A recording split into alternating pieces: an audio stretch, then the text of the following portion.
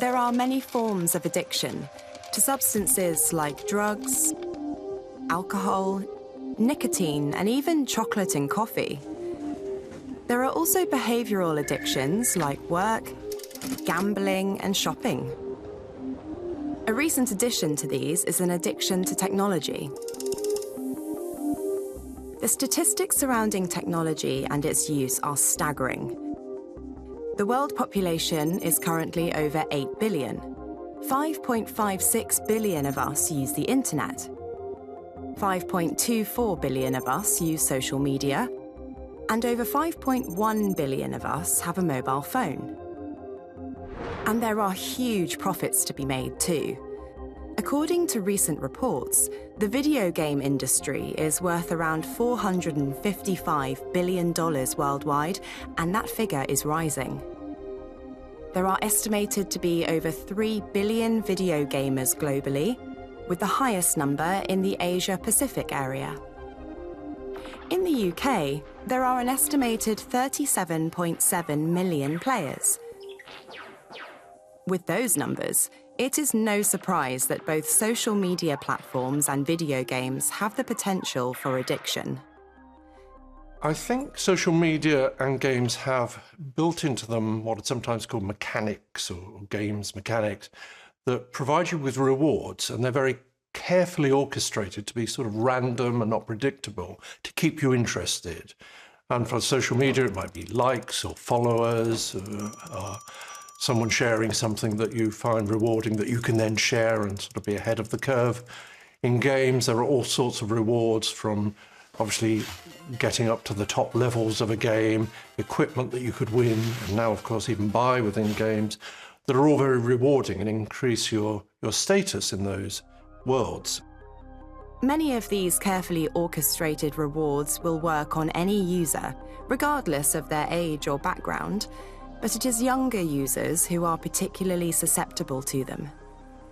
I think the youngest person I've treated in terms of face-to-face work is someone of 9 years old, who was getting up at 5 o'clock in the morning, hiding under his bed at night to play Fortnite, running up enormous bills through purchasing equipment that the parents were oblivious to.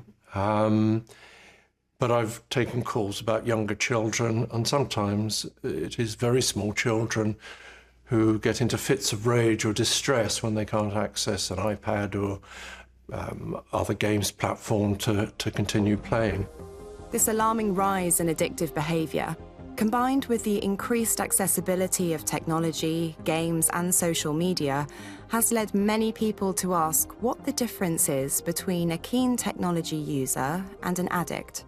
One of the first things I would suggest a parent does if they're concerned about their child's use is actually talk to other parents about what their children are doing. I think one of the things that often marks an addiction out from somebody who's an enthusiastic user is the fact that the enthusiastic user will know when it's time to stop. But somebody with addiction will keep going even though they know it might be getting them into some sort of difficulty. It may even be as basic as tiredness, or it may be that it starts to then impact on other areas of their life. They're late for things or not doing homework or whatever it is. So, in cases of genuine addiction, what kinds of treatment are available? When I started out in the early days, the main focus of treatment was something that we called a digital detox, which was about helping the young person have a break from technology so they could kind of almost wake up to the extent of their use and start to then look at their life in a wider sense at what other priorities they had. But with the advent of the smartphone and the enormous growth in social media, use of technology became something people couldn't really take a break from, and the approach to treatment had to change. So then we had to take a step back and think, well, what are we really needing to prioritize here? And at that point, I guess the impact on the person's health and well-being came to the fore. And we focused on sleep, because one of the first things to be disrupted would be sleep by someone gaming excessively or late into the night on social media. And we would then sort of work out a program for how much sleep they needed for that age and work backwards, giving them an hour of no screen time before they should be asleep, working out what time they needed to be up for school, and very quickly you could kind of establish a program and work towards getting a good sleep habit. And with that, of course, came better use of technology.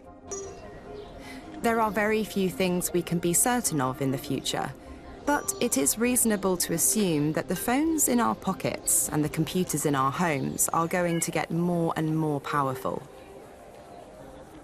So how does Dr. Graham see our relationship with technology developing in the future?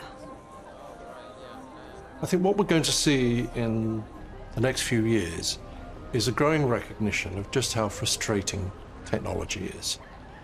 I think we've been promised a great deal, and often when we engage with it, we're hopeful of getting a deeper connection with others.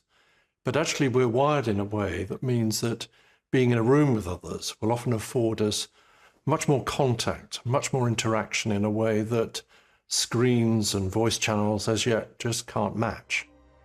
And so whatever happens next, I think we will strike this balance between recognizing what technology can do for us and the fact that we still have bodies and we still have minds and they need certain things.